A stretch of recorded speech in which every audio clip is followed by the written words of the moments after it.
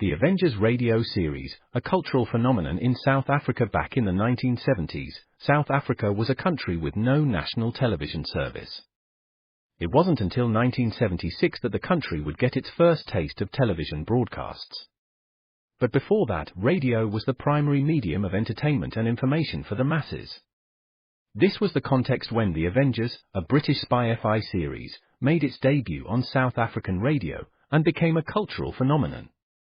The Avengers was a British television series that originally aired from 1961 to 1969.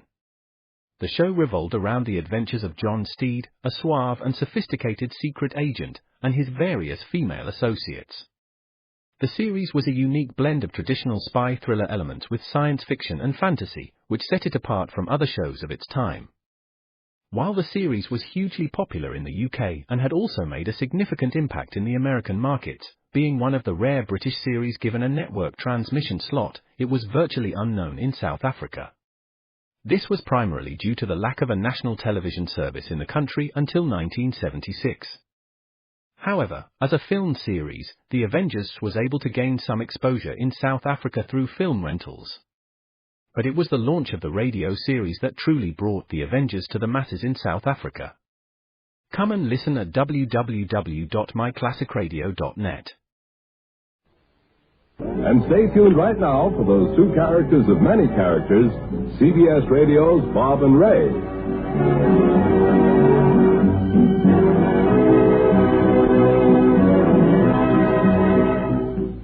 And now Bob, Elliott, and Ray Goulding present the CBS Radio Network.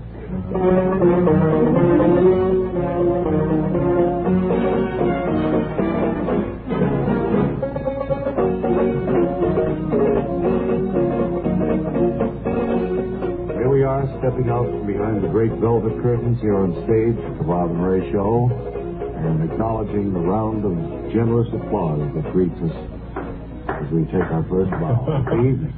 Okay, that's a little joke there. Thank you very much, though, Pierre, our orchestra leader, who has done some wonderful work. Pierre, just not on to speak, but you a trained musician? I mean, did you study this? He's nodding his head. Yes, he is.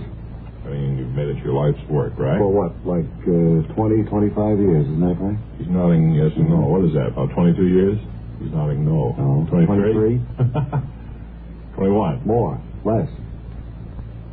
Is it 21 and a half. 21 and a half? Don't say anything. Good.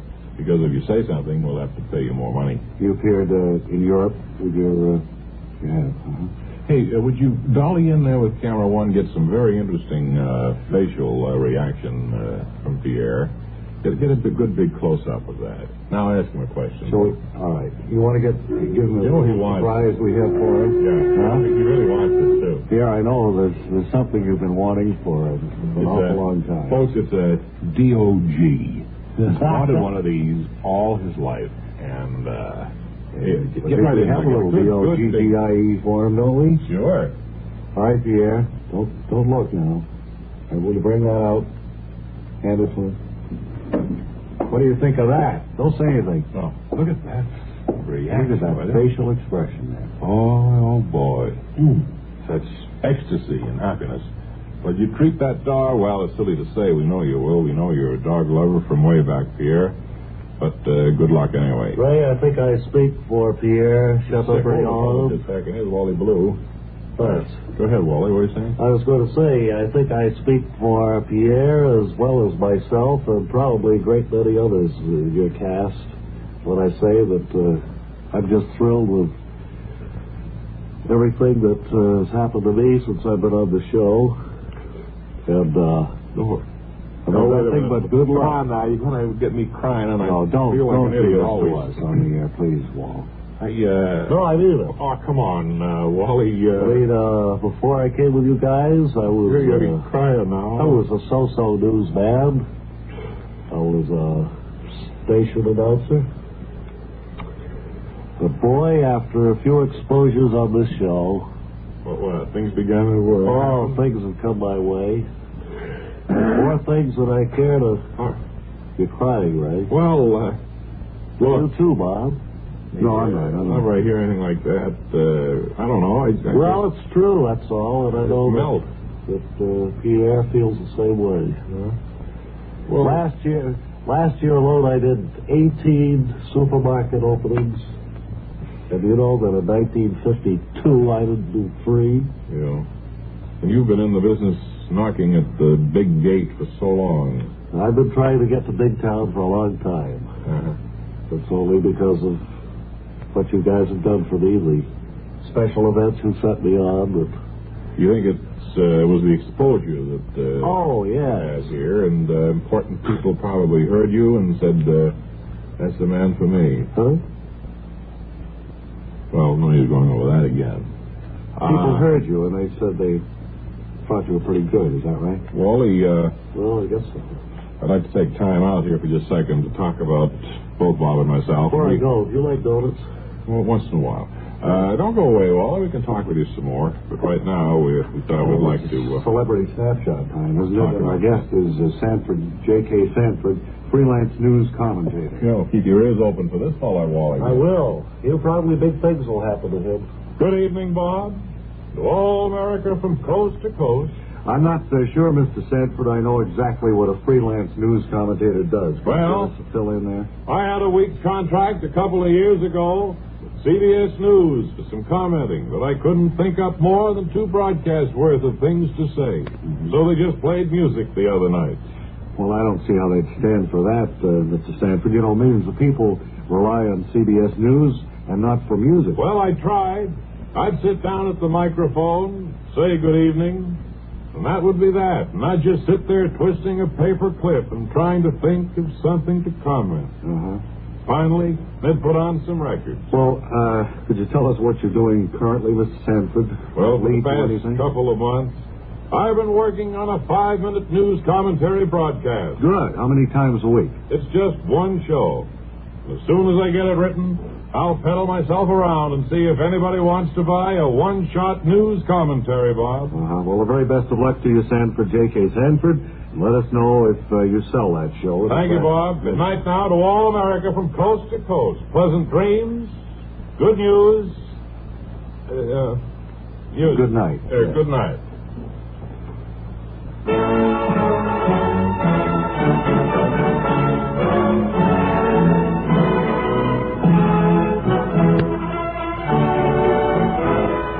Hi, this is Sergeant Ben Royster, and this is your Army Amateur Hour, coming to you from the good-looking grounds of the Fort Swanson Marine Base. And in keeping with the Marine tradition, I believe our first amateur is a Marine. Step up and let's have your name and rank.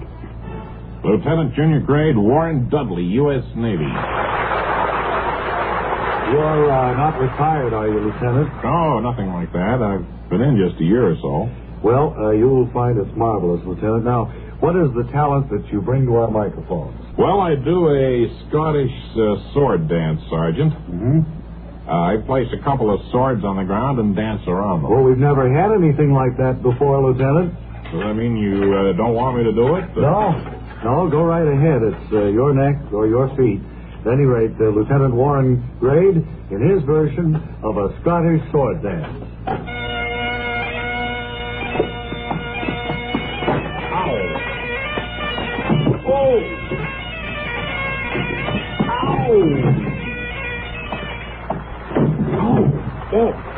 Very good. Very good, Warren Jr. Should make you eligible for the Drill Talent Award semifinals to be held on Staten Island next March. Well, you're very kind, Sergeant. You can leave now, Lieutenant. Go around the bandstand. I don't want you to track up the stage, if you will.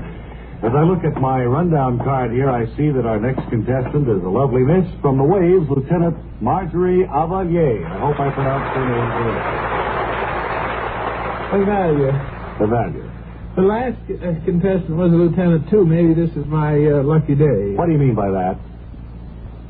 Well, I mean it was a coincidence and all like that. I mean, he's a lieutenant and so am I. So maybe this is my lucky day. That's all. From what I've heard so far, Marjorie, you'll need all the lucky days you can get. But no offense meant anyway.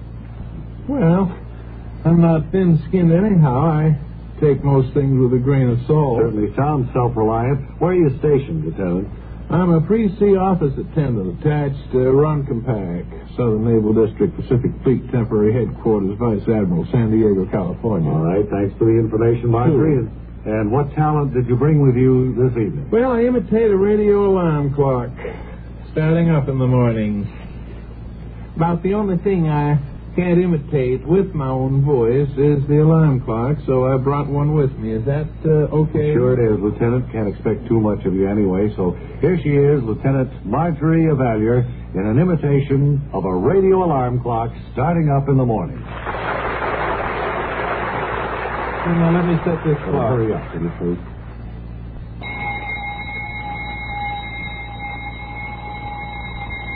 And so are you. That was Della Dozer, a fine recording star. Thank you again, Della. Marvelous.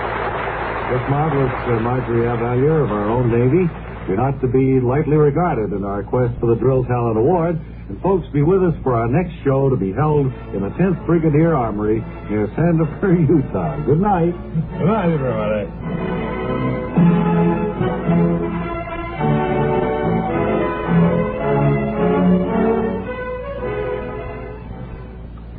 Good. Thank you again, Sergeant Ben Royster. And Always puts on a good show, doesn't he? Mm-hmm. Sergeant? Yes, he does. He spends a lot of time seeking military talent. It's time now for another one of our phone calls. Bob has been going over, I don't know how many books. You see, the way we do this, to give you an idea, we have every phone book in the United States and its possessions. And we pick out, we reach into a big barrel and take out one phone book, and then we reach into another barrel, take out a page number, and now we go to another book and take the column, then to another big barrel and take out the number down. What? Counting from the top. What? Just to show you how difficult it is to determine who receives our lucky phone call. Bob has been working on this all morning, and this really taxes Bob. He's a nervous wreck by the time he gets through doing it. I know he's sitting there now. All right. I've got the number. Now, Good. the operator Sorry, I didn't mean to embarrass you at all. No. Like that. The call is in, and I think it's about to ring now. Hello?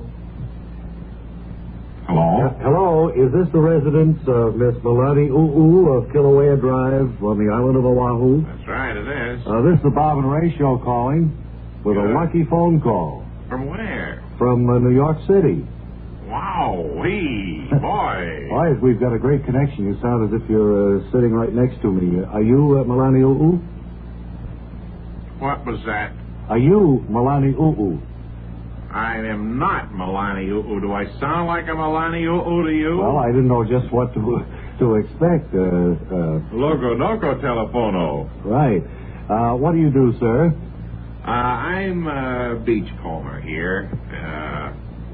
How are things for beachcombers these days? I've heard that it's getting a little bit tough to find untraveled beaches, so to speak. Well, yes, plus the fact that not too many things wash ashore anymore. Mm-hmm.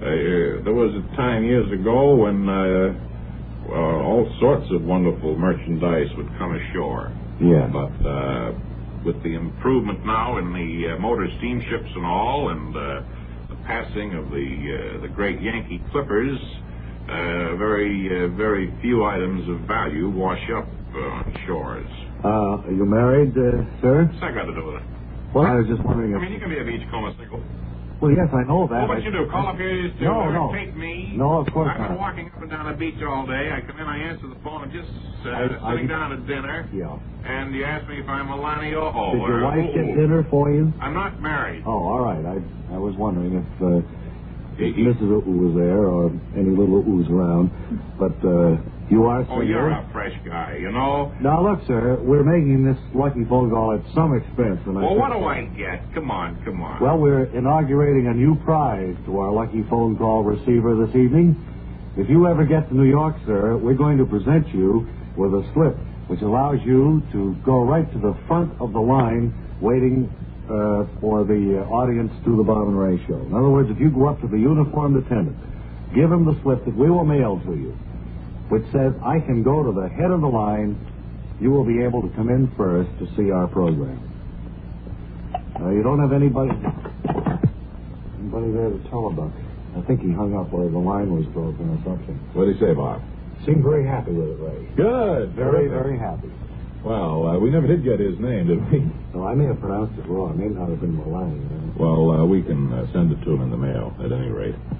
Well, another happy person made because of a Bob and Ray lucky phone call. Yes, and we'll do that from time to time. Just looking up at the huge clock on the wall to see just how much time we have. It's pretty close to time for us to be running along in it. Yeah, and we'll have the voice of one of your favorite cartoon characters in just 10 seconds.